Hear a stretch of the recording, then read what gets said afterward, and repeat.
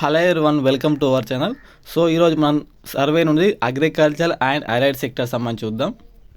So మన basic question ఏంటంటే agriculture and allied సెక్టార్లో ఏమేమి సబ్ సెక్టార్లు ఉంటాయో తెలుసుకోవాలి ఫస్ట్.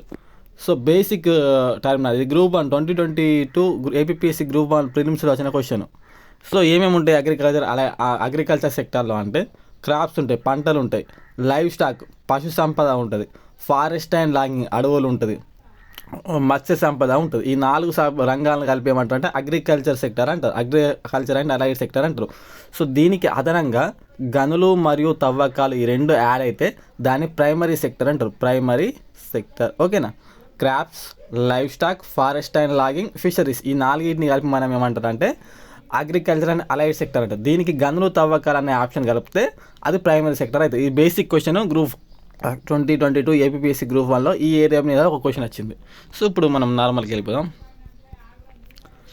సో మనకు చాలా ఎగ్జామ్స్లో వచ్చింది లాస్ట్ ఇయర్ సర్వే మీద.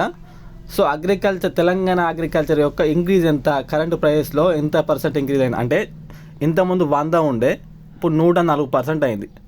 అంటే 100 ఉన్నప్పుడు వాల్యూ ఎంత అంటే 2,03,000 కాంట్రిబ్యూషన్ ఇస్తుంది తెలంగాణకు అగ్రికల్చర్ నుంచి. ఈసారి 2,11,000 కోట్ల రూపాయలని అగ్రికల్చర్ మొత్తం 100% అనుకుంటే దాంట్లో ఏమంటే 100 కాదు, మొత్తం 14 లక్షలు మన తెలంగాణ జిఎస్టీపీ లాస్ట్ వీడియో చెప్పినాం. దాంట్లో 2,11,000 కోట్లు వచ్చేసి మనకు అగ్రికల్చర్ అండ్ అలైడ్ సెక్టర్ అనేది వస్తుంది.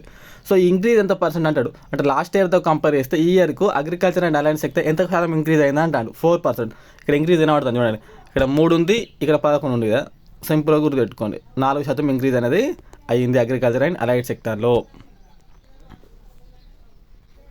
అయితే ఇక్కడ మనం చూసుకుంటే పంటలు అనేది మనకు 8% డిక్రీజ్ అయింది. చాలా మోస్ట్ ఇంపార్టెంట్ పాయింట్. పంటల సెక్టర్ అనేది 0.8% డిక్రీజ్ అయింది.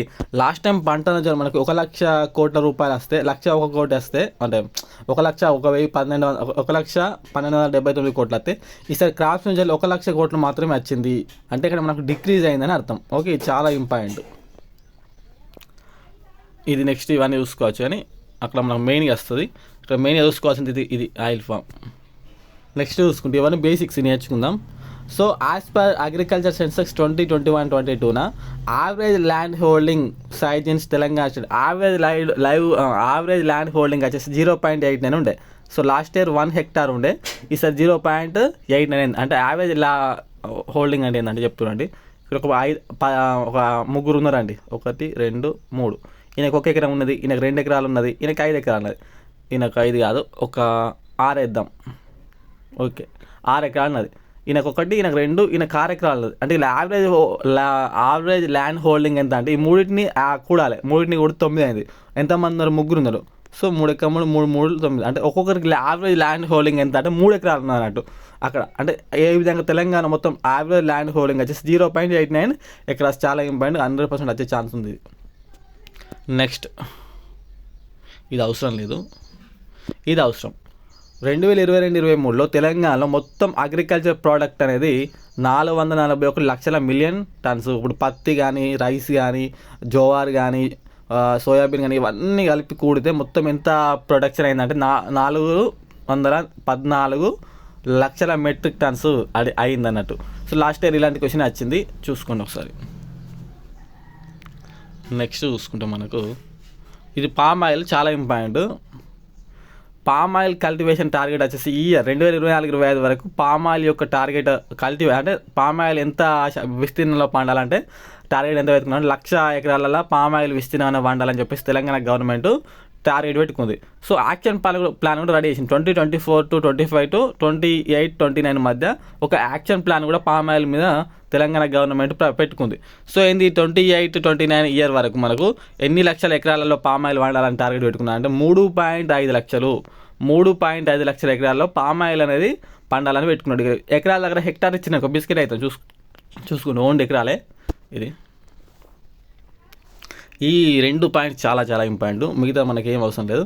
ప్రస్తుతం రూరల్లో అంటే మనకు గ్రామీణ ప్రాంతంలో 66.15% 66.15% పీపుల్స్ అనేది అగ్రికల్చర్ మీద డిపెండ్ అయి ఉన్నారు.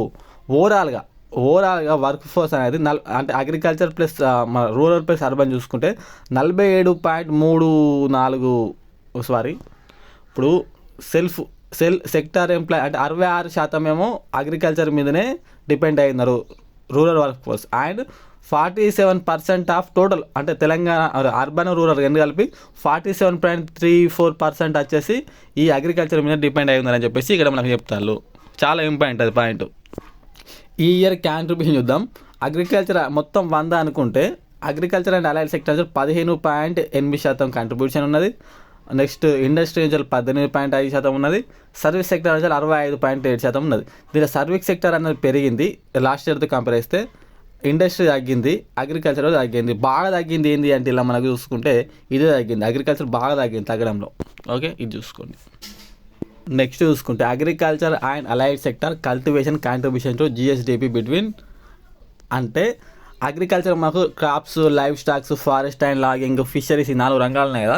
సో ఏ రంగం నుంచి మొత్తం అగ్రికల్చర్ ఇందాక 2.111 లక్షల కోట్ల అగ్రికల్చర్ మనకు వస్తుందని చెప్పినాం కదా అమౌంట్. సో ఏ రంగం నుంచి అత్యధికంగా వస్తుందని చెప్పేసి మనకు డిసెండింగ్ ఆర్డర్ లేదా అసెండింగ్ ఆర్డర్ అడుగుతారు. సో ఇన్ కేస్ నెంబర్ కూడా అడుగుతారు కాబట్టి ఈ నెంబర్ కూడా గుర్తుపెట్టుకోవాలి. 47.5% వచ్చేసి మనకు క్రాప్స్ నుంచి వస్తుంది. లాస్ట్ ఇయర్తో పోల్చుకుంటే తగ్గింది క్రాప్స్. 46.8% వచ్చేసి మనకు లైవ్ స్టాక్ అంటే పశు సంపదన వస్తుంది, పశు సంపద పెరిగింది. నెక్స్ట్ 2.2 ఇది అన్చేంజ్ ఫారెస్ట్ నుంచి వస్తుంది. 3.5 ఇది పెరిగింది, ఫిష్ అండ్ అక్వాకల్చర్ నుంచి వస్తుంది. అంటే ఈ విధంగా కాంట్రిబ్యూషన్ అనేది ఉన్నాయి.